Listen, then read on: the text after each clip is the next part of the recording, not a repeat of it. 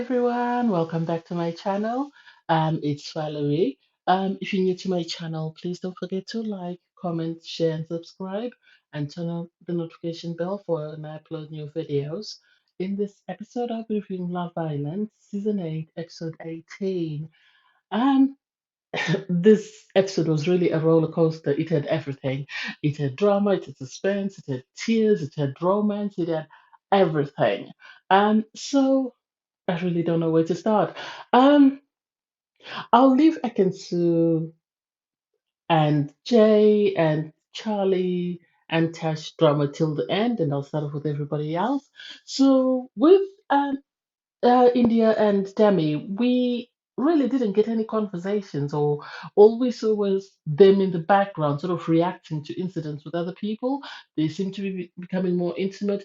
I think the reveal of their relationship was very rushed. It wasn't treated the same way Paige and Jax were treated, because Paige and Jax were a gradual build up, whereas suddenly we went from India and the Kenna to suddenly being told, oh, Dami has feelings for India and India has feelings for Dami, and then suddenly we had this relationship, and I think it threw people like me off because it didn't make sense, and it still doesn't make sense. Maybe with time it will make sense. I don't know. And then Antigone, she is one of the girls who's just come in. She hasn't been coupled with anyone at the moment. We did see her sort of start conversations with a couple of people, and she was sort of in the background trying to reassure and sort of provide support to the other girls when they were very distressed. And I think I really love Antigone because she comes across as someone who's very friendly, someone who's very social, someone who's very approachable, someone who's very empathetic because she was there to help pacify Gemma, she was there to help pacify Ekin-su, and she was there for Tash at some point. So I really like her, and I hope she manages to sort of create a bond with somebody. And then Davide, I love Davide. Davide is crazy. Davide is still coupled with Gemma. Obviously, we know he's coupled with Gemma just because Gemma had no choice, and she coupled with him, I think, just to save him because maybe the producers told her to pick him. And he seems fine. He seems to be.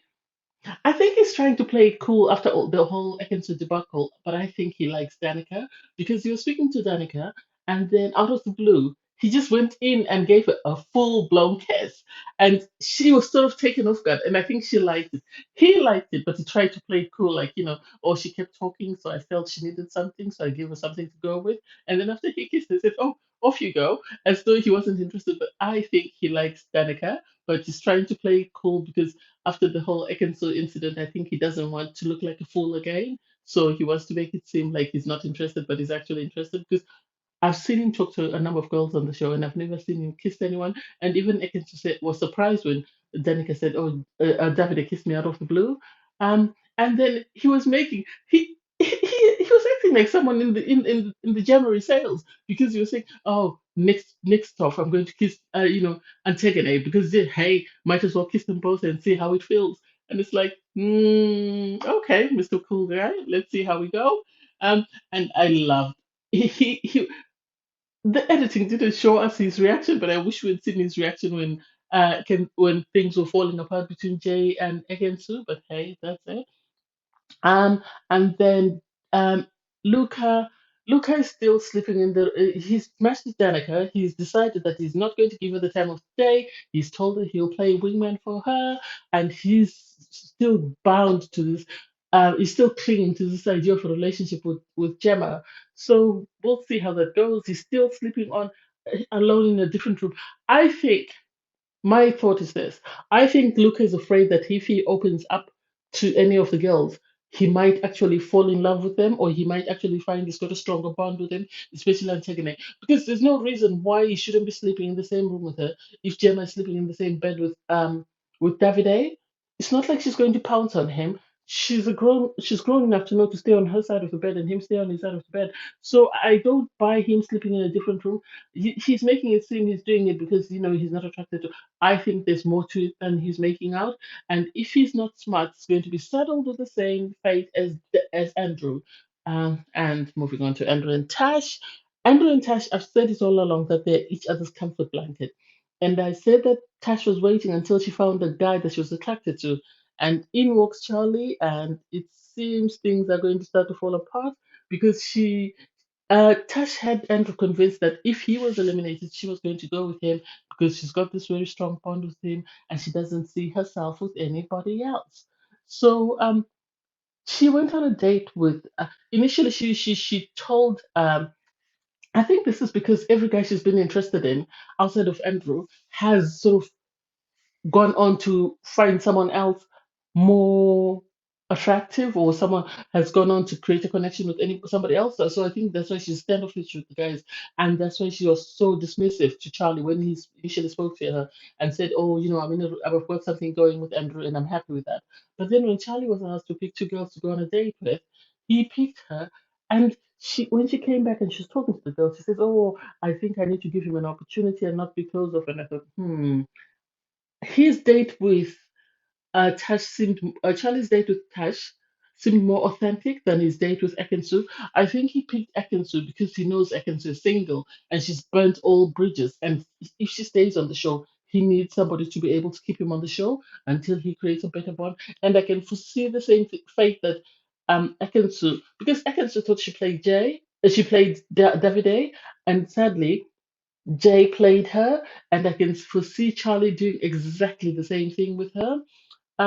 So I don't know. With Tash and Andrew, I think things are going to fall apart, and I hope Andrew doesn't decide to go home. I hope he stays on. I don't know who he can pair himself with because he's been so close off to everybody else because he thought what he had and Tash was solid. So I don't know. Danica is already heading towards Davide, so his only other choice would be Antigone. I don't know. We'll see how that goes. And then Ekin-su. Ekin-su is a drama queen, and I love Davide calling her a butterfly. Ekin-su is a drama queen in the sense that she went down behind Davide's back and created a bond with Jay and thought she was sorted with Jay. And then today we saw Jay, I think at the end of the last episode, Jay started talking about wanting to sort of have conversations with Paige. And to everybody else but Paige, and then he approached Ekin-su, spoke to Ekin-su today, expressed his interest in Paige, and that he wanted to try and see if he could create a connection with her.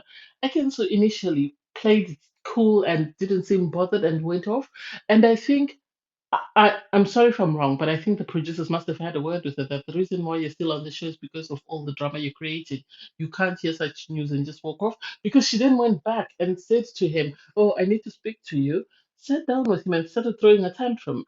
And I love the guys because all the guys stood up for Jay because they've seen the games, and Amber, in my opinion, was vindicated because everybody called out Ekinsu on her games because once she realized that, Jay was ready to move on to Paige, she then threw a fit and started shouting, "Oh, he wants to try and talk to Paige."